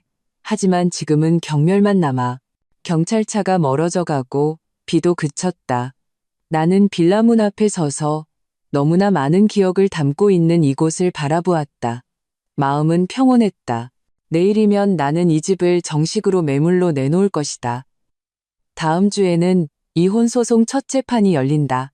그리고 한 달 후면 싱가포르로 나라가 완전히 새로운 인생을 시작할 것이다. 휴대폰이 울렸다. 엄마가 보낸 카톡이었다. 연우야, 엄마가 네가 제일 좋아하는 삼선만두 빚어놨어. 밥 먹으러 와. 나는 미소 지으며 답장했다. 응, 금방 갈게. 밤하늘에 유난히 밝게 빛나는 별 하나가 보였다. 나는 그것이 나를 앞으로 인도하는 길잡이라는 것을 알았다. 이혼 소송 첫 재판 전날 나는 제주경찰서로부터 전화를 받았다. 박준영이 제주도 여행 중에 위조된 등기권리증을 이용해 현지 대부업체에서 2억 원을 대출받았다는 것이었다. 이제 대부업체가 서류가 위조된 것을 발견하고 고소한 것이다. 서연우님, 피해자 중 한 분으로서 저희 조사에 협조해 주셔야 합니다. 경찰관의 목소리는 엄숙하고 정중했다. 전화를 끊고 즉시 장 변호사님께 연락했다. 그는 상황을 듣고 나서 웃음을 참지 못했다. 박준영 씨, 스스로 무덤을 팠군요. 공문서 위조죄, 액수가 특히 커서 최소 3년형부터 시작입니다. 그가 감옥에 가나요? 내가 물었다. 그럴 확률이 매우 높습니다. 장 변호사님은 확신에 차말했다. 그리고 이건 우리 이혼 소송에도 지극히 유리합니다. 판사님은 박준영 씨에게 중대한 과실이 있다고 판단하고 재산 분할은 절대적으로 당신에게 유리하게 될 겁니다. 기뻐해야 마땅했지만 마음속에는 형언할 수 없는 복잡한 감정이 일었다. 3년의 결혼 생활이 결국 이런 식으로 끝을 맺는다는 것이 너무나 아이러니했다. 재판 당일 법원 앞은 기자들로 붐볐다. 내 사연이 인터넷에 알려진 후 이 이혼 소송은 뜨거운 화제가 되었다. 심지어 서연우를 구하라는 해시태그 운동까지 일어났다. 박준영은 부모와 변호사를 대동하고 뒤늦게 나타났다. 불과 2주 만에 그는 10년은 늙어 보였다. 눈은 푹 꺼지고 얼굴은 잿빛이었다. 나를 보자 그의 눈에 원망의 빛이 스쳤지만 이내 두려움으로 바뀌었다. 그는 자신이 마주한 것이 이혼 소송뿐만 아니라 형사 고소까지 있다는 것을 똑똑히 알고 있었다. 재판은 놀라울 정도로 순조롭게 진행되었다. 박준영의 변호사는 그 송금 내역이 정상적인 교제 관계였고 이수진은 먼 친척 동생일 뿐이라고 변론하려 했지만 판사가 그들의 친밀한 사진과 노골적인 대화 기록을 확인할 때 변호사 자신도 말을 잇지 못했다. 등기권리증 위조와 담보계약서 서명 위조에 대해서는 박준영 측은 더 이상 부인할 수 없었다. 판사가 박준영에게 왜 그런 짓을 했는지 묻자 그의 대답은 법정 전체를 경악하게 했다. 제 동생이 결혼해야 하는데 그 여자가 돈을 안 내려고 해서 제가 그냥 집에 좀 기여하고 싶었습니다. 그래서 문서를 위조하고 서명을 위조하고 재산을 빼돌렸다는 겁니까? 판사가 엄하게 물었다. 이런 행위의 법적 결과를 알고 있었습니까? 박준영은 고개를 숙인 채 말을 잇지 못했다. 그의 어머니는 방청석에서 통곡하다가 법원 경위에 의해 밖으로 끌려나갔다. 휴정 시간, 박준영이 갑자기 나를 막아섰다. 연우야, 우리 3년간 부부였던 정을 봐서라도 소송 좀 취하해주면 안 될까? 내가 빌라는 너한테 돌려줄게. 그 송금한 돈도 필요 없어. 늦었어, 박준영. 나는 평온하게 그를 바라보았다. 난 네게 기회를 줬어. 네가 스스로 가장 추악한 방식을 선택한 거야. 날 죽일 셈이야? 그가 붉어진 눈으로 낮게 으르렁거렸다. 내가 감옥에 가면 내 인생은 끝이야. 그건 네가 자초한 일이야. 나는 몸을 돌려 더 이상 그를 보지 않았다. 최종 판결은 내 예상을 훨씬 뛰어넘었다. 이혼을 허가한다. 빌라는 내 소유로 한다. 박준영이 이수진에게 송금한 4,600만 원은 전액 반환해야 한다. 박준영 명의 예금의 70%는 내게 손해배상금으로 지급한다. 또한 박준영은 나의 변호사 비용과 소송 비용까지 부담해야 한다. 판사가 판결문을 낭독할 때 박준영은 잿빛 얼굴이 되었고 그의 어머니는 방청석에서 그대로 기절했다. 기자들은 미친 듯이 사진을 찍었고 플래시 속에서 박씨일가 3명의 처참한 모습은 영원히 기록되었다. 법원을 나오자 햇살이 눈부시게 쏟아졌다. 장 변호사님이 내 어깨를 두드리며 말했다. 축하합니다. 정의가 실현되었습니다. 감사합니다. 내가 진심으로 말했다.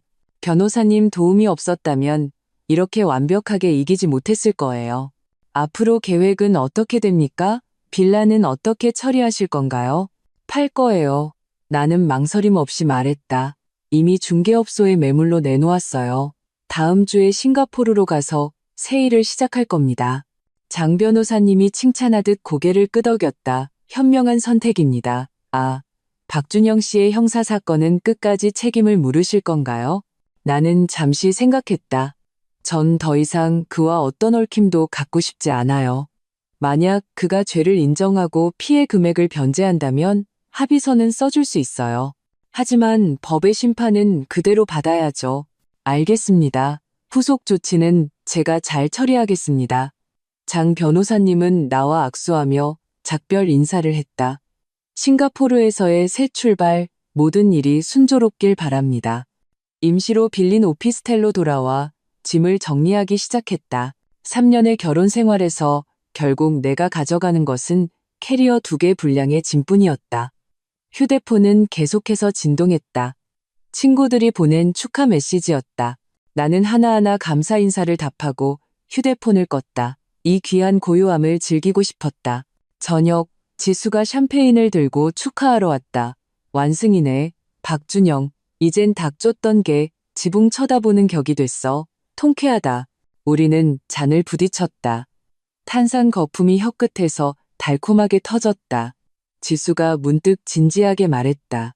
솔직히, 연우야, 지난 3년간 내가 가장 걱정한 게 너였어. 네가 점점 자신을 잃어가고 예전의 내 모습이 아니게 변해가는 걸 보면서 알아. 나는 술잔을 꽉 쥐었다. 나도 가끔 생각해. 왜 그때 그렇게 바보 같았을까?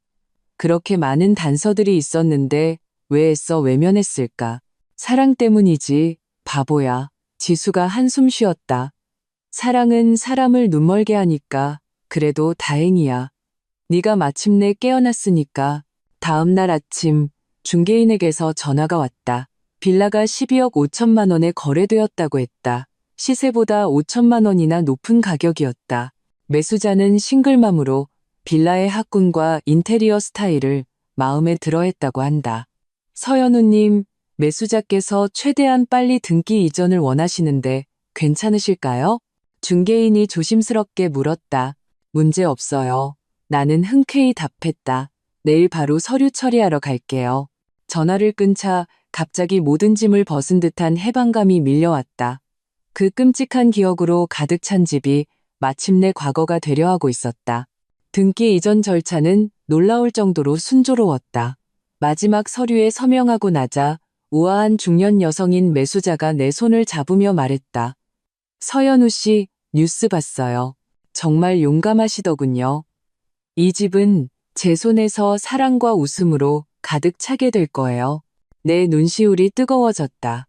감사합니다. 이 집에 꼭 필요한 것이 바로 그거예요. 부동산 거래소를 나오며 마지막으로 빌라에 한 번 더 가보기로 결심했다. 새 주인은 내일 입주할 것이고 지금 그곳은 텅 비어 있을 것이다. 익숙한 문을 열자 집안은 텅 비어 있었다. 오직 내 발소리만 울려 퍼졌다. 거실 창으로 햇살이 들어와 바닥에 금빛 흔적을 남겼다. 나는 천천히 모든 방을 둘러보았다. 기억이 파도처럼 밀려왔다. 거실에서는 박준영이 내가 만든 음식이 입맛에 맞지 않는다며 식탁을 엎은 적이 있었다. 서재에서는 그가 밤새 야근하며 실제로는 이수진과 영상통화를 했다. 침실에서는 그가 술에 취해 부부관계를 강요했다. 하지만 아름다운 순간도 있었다. 부엌에서는 내가 부모님을 위해 푸짐한 저녁 식사를 준비했었다. 발코니에서는 친구들과 와인을 마시며 밤새 수다를 떨었다. 정원에서는 내가 직접 심은 장미가 해마다 활짝 피었다. 안녕, 나는 나지막이 말했. 조용히 문을 닫았다. 이번에는 뒤돌아보지 않았다. 빌라 단지를 떠날 때 문 앞에서 박준영의 동생 박준호를 만났다. 그는 초췌해 보였고 나를 보자 흠칫 놀라더니 빠른 걸음으로 다가왔다. 형수, 아니 서연우 씨, 그가 더듬거리며 말했다. 혹시 돈 좀 빌려줄 수 있을까요? 형이 잡혀가고 여자친구네 집에서 파혼하자고 하고 엄마는 고혈압으로 입원하셨어요. 나는 내 귀를 의심했다. 박 씨 집안 사람들이 아직도 내게 돈을 요구할 뻔뻔함이 남아있다니.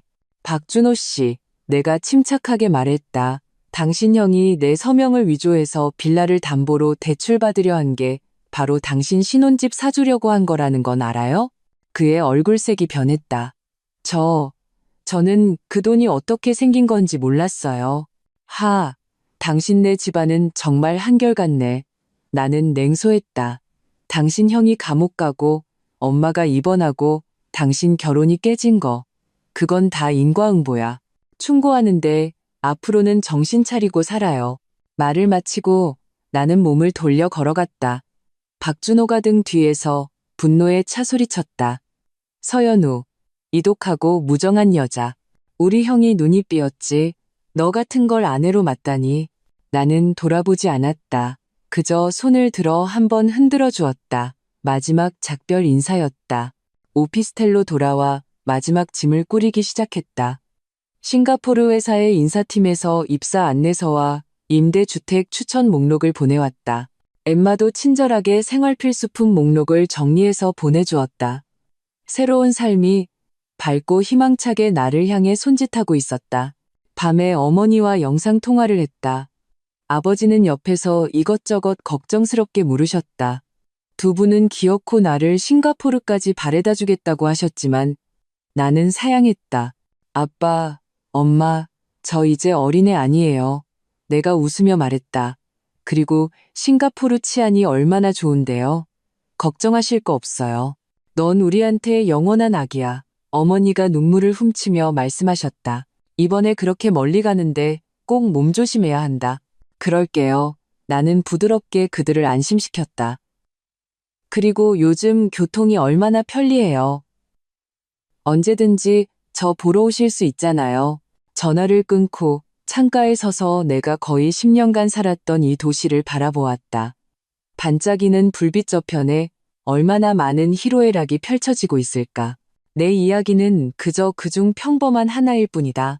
휴대폰이 또 울렸다. 지수였다. 연우야, 방금 법원에서 연락 왔어. 박준영, 죄를 인정했대. 검찰에서 3년형을 구형할 예정이래. 그리고 변호사를 통해서 널 한번 만나고 싶다는 의사를 전해왔어. 안 만나. 나는 단호하게 말했다. 나랑 그는 이미 할 말이 없어. 그럴 줄 알았어. 지수가 웃었다. 비행기표는 예약했고 내가 공항에 데려다 줄까? 내일 오후 3시 비행기야. 마중은 괜찮아. 나 이별하는 장면 제일 싫어하잖아. 그럼 잘 다녀와. 지수의 목소리가 갑자기 메었다. 연락 자주 하고 새 남자 생겼다고 옛 친구 잊으면 안 돼? 그럴 리가. 넌 내 최고의 친구인데. 내 코끝이 찡해졌다. 내가 자리 잡으면 싱가포르로 초대할게. 밤이 깊었다. 마지막 짐을 꾸리고 불을 끄고 침대에 누웠다. 내일 이 시간이면 나는 3만 피트 상공에서 완전히 새로운 삶을 향해 날아가고 있을 것이다. 눈을 감자 지난 3년의 순간들이 주마등처럼 스쳐 지나갔다. 고통, 배신, 몸부림, 그리고 깨달음, 모든 것이 결국 성장의 힘이 되었다. 어디선가 본 글귀가 떠올랐다. 어떤 길은 혼자 걸어야 하고 어떤 눈물은 혼자 흘려야 하며 어떤 고통은 혼자 감내해야 한다. 하지만 그 길을 지나고 나면 더 나은 자신을 만나게 될 것이다. 내일 태양은 평소처럼 떠오를 것이다. 그리고 나는 더 이상 참고 희생만 하던 서연우가 아닐 것이다. 싱가포르 창이 공항 입국장은 인파로 붐볐다. 나는 짐수레를 밀고 나오자마자 내 이름이 적힌 팻말을 든 엠마를 한눈에 발견했다. 3년 만에 만난 그녀는 깔끔한 단발머리에 세련된 정장 차림으로 영국에 있을 때보다 훨씬 더 당당해 보였다. 연우, 그녀가 달려와 나를 뜨겁게 안아주었다. Welcome to your new life. 엠마는 내가 회사 근처 아파트에 자리 잡는 것을 도와주고 맛있는 바쿠테, 베이에이키 QTH도 사주었다. 식사 자리에서 그녀는 조심스럽게 내 이혼 소송에 대해 물었다. 나는 간략하게 설명했다. Bloody hell, 엠마가 눈을 동그랗게 떴다. That bastard deserves to rot in jail. 그 자식 감옥에서 썩어 마땅해. 나는 웃으며 고개를 저었다. 지난 일은 그냥 지나가게 둬야지. 이제 난 앞만 보고 싶어. 새로운 일은 도전적이었지만 흥미로웠다. 아시아 태평양 지역 마케팅 시니어 매니저로서 나는 새 나라의 브랜드 프로모션을 책임졌다. 바쁜 업무는 내가 과거의 그늘에 잠겨있을 시간을 주지 않았다. 매일이 충실하고 의미 있게 지나갔다. 한 달 후 장 변호사님으로부터 이메일을 받았다. 박준영은 공문서 위조죄와 사기죄로 징역 3년형을 선고받았다. 동시에 법원은 이혼 판결을 강제 집행했고 박준영 명의의 예금은 내 계좌로 이체되었다. 이수진도 일부 금액을 반환해야 했다. 이메일에는 지역신문 사회면 스크랩 사진도 첨부되어 있었다. 제목은 아내 명의 빌라 위조에 사기 대출, 분노한 아내 이혼 소송이었고 사진에는 박준영이 기자들에게 둘러싸여 곤욕을 치르는 모습이 담겨 있었다. 나는 평온하게 이메일을 닫았다. 마음에는 아무런 파동도 일지 않았다. 주말, 나는 회사가 주최한 마리나베이 유람선 행사에 참여했다. 밤의 싱가포르 강변은 불빛으로 찬란했고 동료들은 잔을 부딪히며 즐거워했다. 마케팅 총괄이사인 잭슨이 샴페인을 들고 내 곁으로 왔다. 연우, 듣자 하니 한국에서의 임원직을 포기하고 싱가포르로 왔다던데 용기가 대단하군요. 나는 미소만 지었다. 그는 내가 이곳에 온 것이 경력 발전 때문이 아니라 끔찍한 과거로부터 도망치기 위함이라는 것을 알 리 없었다. 석 달이 지나자 나는 싱가포르의 생활 리듬에 완전히 적응했다. 일도 궤도에 올랐고 새로운 친구도 몇 명 사귀었다. 가끔 인스타그램에 싱가포르의 맛집과 풍경 사진을 올리면 지수가 항상 첫 번째로 좋아요를 누르고 질투나서 못생겨짐이라는 댓글을 달았다. 평범한 화요일 아침, 나는 분기 보고서를 준비하고 있었다. 갑자기 휴대폰이 울렸다. 낯선 번호였고 발신지는 대한민국이었다. 여보세요? 나는 잠시 망설이다 전화를 받았다. 서연우, 맞니? 한없이 쇠약한 여자의 목소리가 들려왔다. 나 준영이 엄마다. 하마터면 휴대폰을 떨어뜨릴 뻔했다. 김미숙, 그녀가 어떻게 내 새 번호를 알았을까? 무슨 일이시죠? 나는 목소리를 차갑게 했다. 연우야. 그녀의 목소리에 울음이 섞였다. 엄마가 잘못했다. 예전엔 다 엄마가 잘못했어. 제발 우리 준영이 좀 용서해주면 안 되겠니? 걔가 감옥에서 벌써 2번이나 아팠어. 의사 말이 이대로 가다가는. 김미숙 여사님, 나는 그녀의 말을 끊었다. 첫째, 당신은 제 엄마가 아닙니다. 둘째, 박준영이 감옥에 간 것은 자업자득입니다. 마지막으로 다시는 제게 연락하지 마세요. 어떻게 이렇게 독할 수가 있어. 그녀의 목소리가 갑자기 날카로워졌다. 하룻밤 부부도 100년의 정이라는데 준영이가 너랑 3년이나 부부로 살았는데 네가 눈뜨고 걔가 감옥에서 죽는 걸 보겠다는 거야? 그가 정말 위독하다면 교도소에 의료시설이 있겠죠. 내가 평온하게 말했다. 그리고 제 변호사가 당신의 스토킹 행위에 대해 정식으로 경고장을 보낼 겁니다. 전화를 끊고 즉시 장 변호사님께 연락했다. 그 역시 박준영의 어머니가 내 번호를 알아낸 것에 놀라며 출처를 파악하고 법적 조치를 취하겠다고 약속했다. 이 일은 잔잔한 호수에 던져진 작은 돌멩이처럼 한 차례 파문을 일으킨 후 다시 평온을 되찾았다. 그러다 2주 후 나는 링크드인에서 낯선 메시지를 받았다. 서연우 매니저님, 안녕하세요. 저는 XX그룹 헤드헌터 리사입니다. 싱가포르에서 성공적으로 자리 잡으셨다고 들었습니다. 신뢰를 무릅쓰고 연락드립니다. 저희는 현재 다국적 경험이 있는 마케팅 총괄 이사를 찾고 있는데 혹시 한국으로 돌아오실 의향이 있으신지 여쭙고 싶습니다. XX그룹은 국내 업계의 거물이었다. 마케팅 총괄 이사는 내가 꿈에 그리던 자리였다. 하지만 한국으로 돌아간다니 나는 아직 그 상처로 가득한 곳을 마주할 준비가 되지 않았다. 나는 정중하게 답장했다. 현재 업무에 만족하고 있으며 당분간 이직 계획은 없습니다. 헤드헌터는 곧바로 답장을 보내왔다. 이해합니다. 하지만 흔치 않은 기회라 다시 한번 말씀드립니다. 연봉 2억 원의 스톡 옵션, CEO 직속 보고입니다. 만약 마음이 바뀌시면 언제든 연락 주십시오. 2억 원. 지금 내 연봉의 2배가 넘는 금액이었다. 나는 그 메시지를 한참 동안 바라보다가 결국 삭제하지 않았다. 시간은 쏜살같이 흘러 어느덧 내가 싱가포르에 온 지 반년이 되었다. 그동안 내 팀은 2개의 큰 고객사를 성공적으로 유치했고 CEO는 연말 회의에서 나를 콕 집어 칭찬했다. 엠마는 내가 본 해외 파견 직원 중 가장 적응이 빠른 사람이라며 심지어 영주권 신청을 부추기기 시작했다. 하지만 한국에서의 그 일자리 제안은 계속 내 머릿속을 맴돌았다. 그 자리가 탐나서가 아니었다. 그것은